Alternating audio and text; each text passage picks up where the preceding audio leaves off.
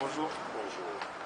Le président français François Hollande, lors d'une interview sur France 24 RFI, a été interviewé sur le cas de ces présidents africains qui veulent quitter le pouvoir. On a cité nommément le Congo-Brazzaville et le Congo-Kinshasa.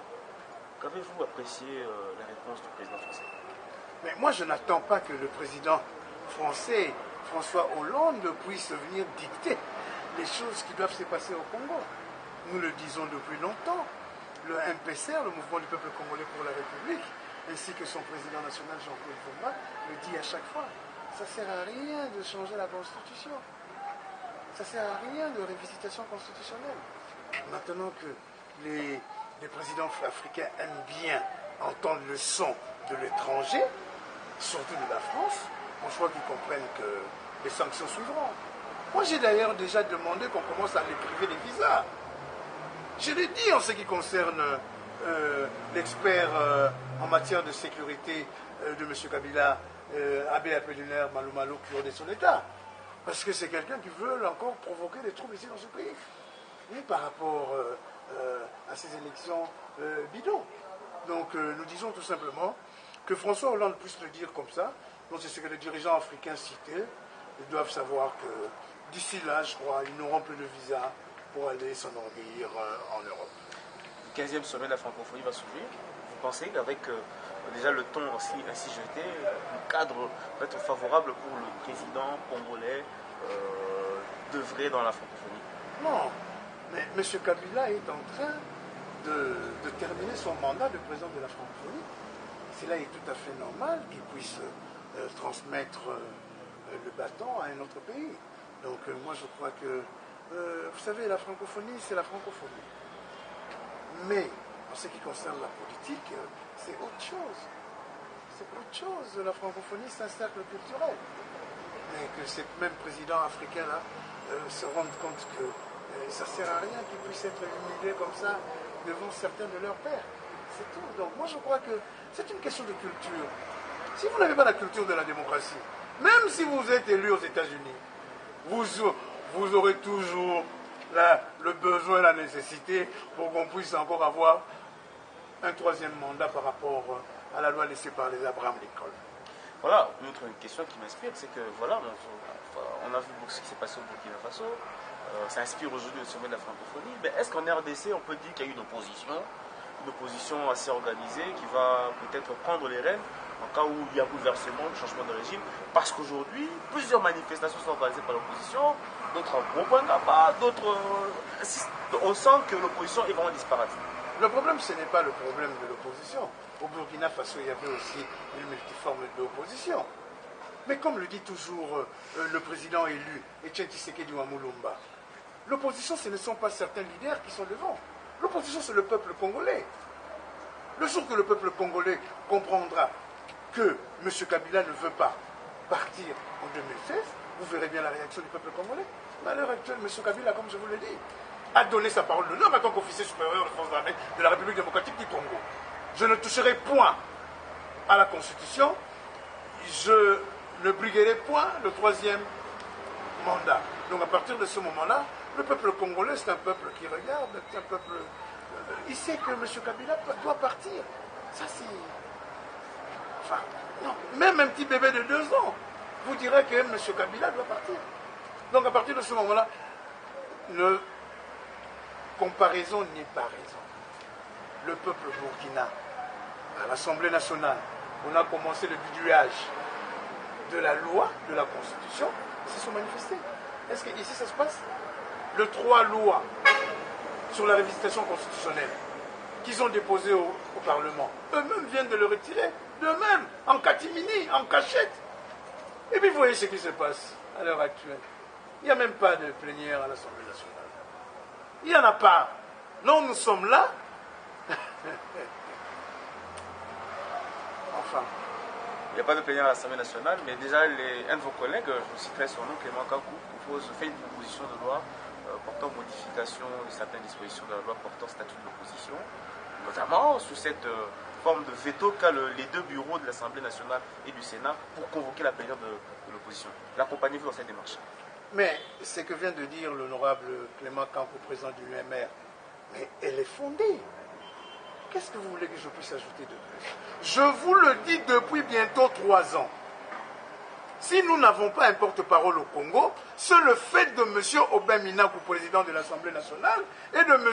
Kengo Adondo, Léon, président du Sénat. La mauvaise volonté manifeste qu'ils démontrent pour que nous ne puissions pas avoir un répondant par rapport à M. Kabila. Vous savez très bien que le porte-parole de l'opposition sera le volte-face de M. Kabila. Donc pour eux, autant mieux que nous continuions avec cette situation, avec ces statu quo. Donc moi je crois qu'il y a d'autres paramètres qui sont là, comme quoi que le porte-parole doit être parmi le groupe parlementaire le plus important et tout. Bon, ce sont de bonnes choses, c'est très très très bon. Mais ce que je crains, en ouvrant une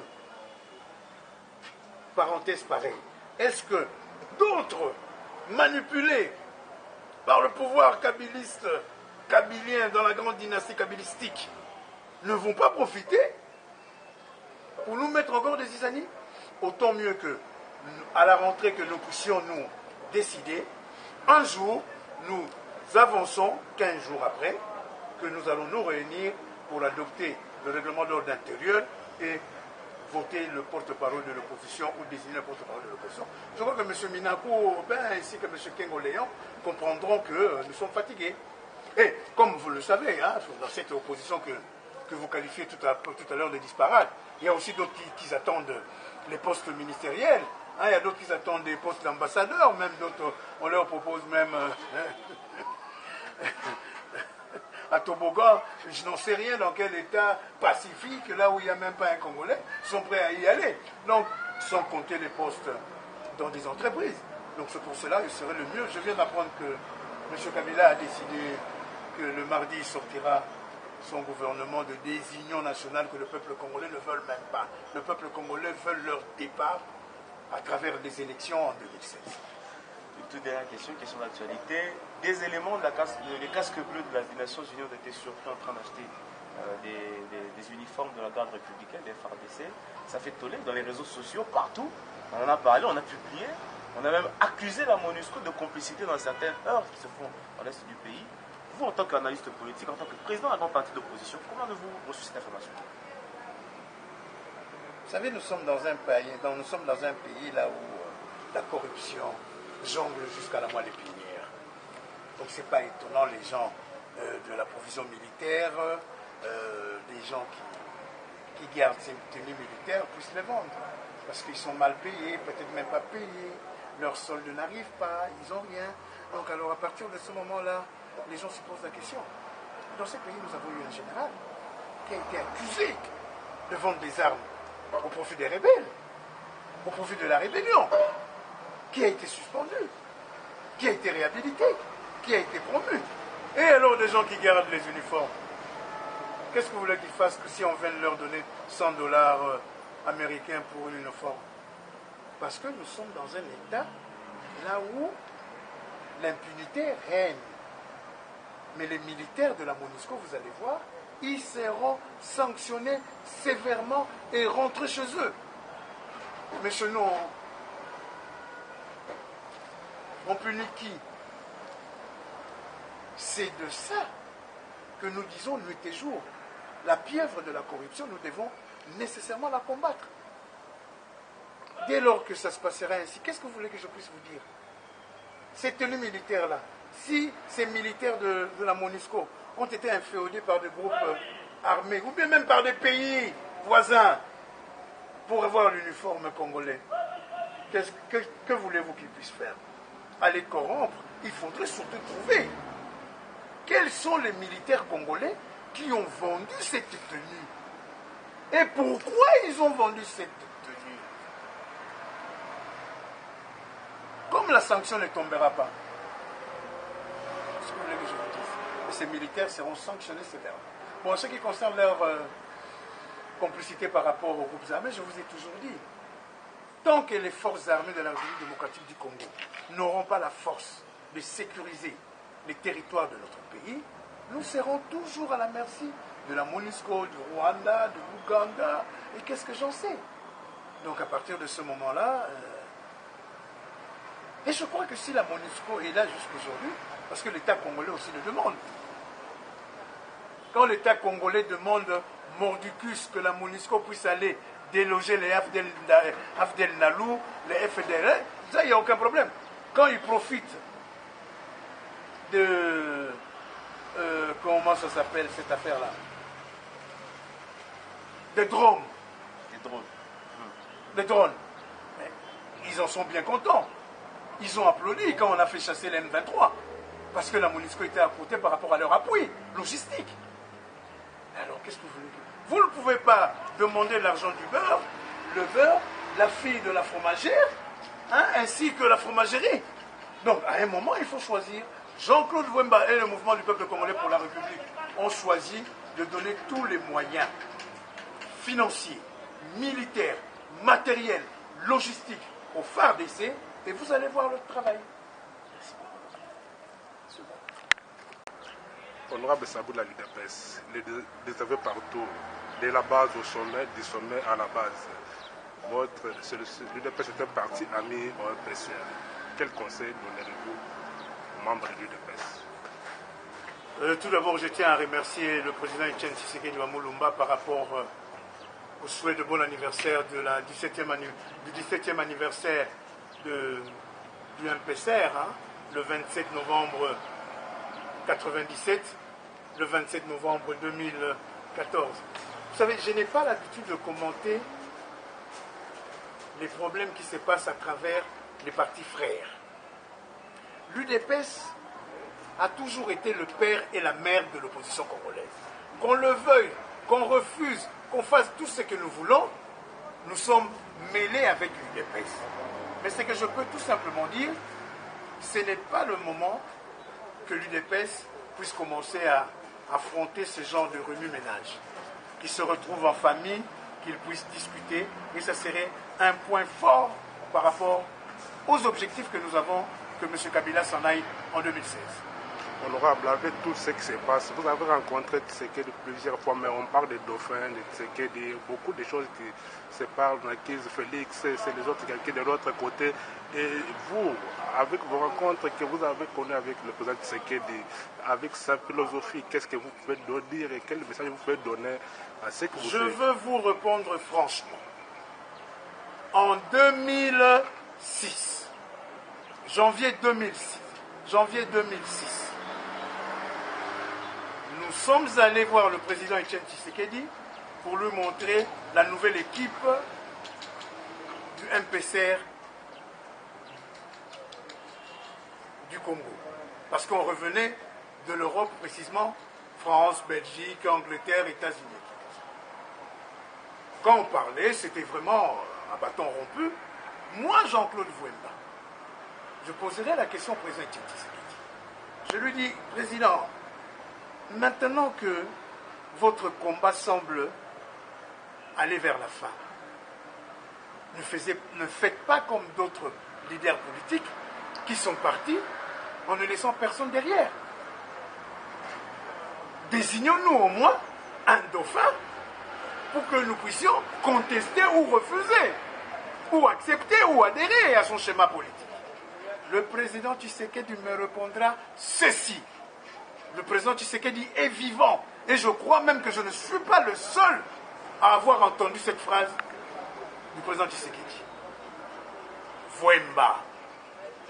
Je n'ai pas de dauphin tout simplement parce que c'est le peuple congolais qui désignera lui-même la personne qui remplacera Etienne Tshisekedi Wamulumba. Ce n'est même pas une affaire familiale. Si le peuple congolais accepte qu'un des membres de ma famille puisse être le leader politique congolais, ça serait au peuple congolais. Mais ce n'est pas à moi, Etienne Tshisekedi, de dire tel X ou Y est mon dauphin. À partir de ce moment-là, je l'ai encore entendu hier, quand je discutais avec Jacques Matanda Mambo Yokudia Kubanza, à partir des États-Unis. Il me répétera la même chose. Et j'ai compris que ça, c'est la philosophie du président Etienne Tshisekedi. Il ne compte que sur la méthode, sur la mérocratie. Quand vous êtes disposé à être un grand leader, le peuple congolais vous suivra derrière. Point barre. En ce qui concerne le secrétaire général adjoint chargé de l'extérieur, Félix Tshisekedi, ce n'est pas parce que vous êtes le fils de quelqu'un, vous n'avez pas droit à avoir des ambitions politiques. Donc, une fois de plus, si l'UDPS demain se réunissait pour choisir Félix Tshisekedi, ce n'est pas l'affaire, ce n'est pas le problème du MPCR. Le MPCR a des contacts permanents avec la structure UDPS, et non UDPS Y, UDPS de cela, de cela. Donc, pour cela, nous disons tout simplement, en politique, toute ambition est légitime. Mais nous demandons qu'une seule chose, que l'UDPS puisse se reconcentrer afin que nous allons aux élections pour vraiment reconquérir le pouvoir parce que le peuple congolais a tant souffert. Ok, honorable, aujourd'hui nous sommes le 28 novembre. Avant-hier, c'était le 26. Que vous inspire ces deux dates? Non, ces deux dates m'inspirent malheureusement le nombre de morts dans ce pays et puis l'élection de 28 novembre. Et juste quelques jours après, on nous annoncera que M. Kabila avait gagné, dès lors que tout le monde savait que la présidence de la République était déjà aux mains du président Tshisekedi Wamulumba. C'est une date pénible, triste, mais nous devons maintenant voir de l'avant. Okay. Il est grand temps que le peuple congolais nous accompagne vers la rédemption de cet État Congo. Honorable, il y a le plus partout que Moïse Katumbi est empoisonné. Est-ce que vous avez aussi reçu ces messages? Et si c'est vrai, comment réagissez-vous? Non, je peux tout simplement dire que le grand patron, le patron Moïse Katumbi, Chapeau de Mazembe, est sorti du pays il y a quelque temps. N'étant pas son médecin, je ne peux pas confirmer quoi que ce soit. Mais ce que je peux dire, depuis l'entrée de l'AFDEL au Congo, la culture du poison est devenue monnaie courante. Il y a même des gens qui commencent même à faire travailler par des praticiens traditionnels des antipoisons.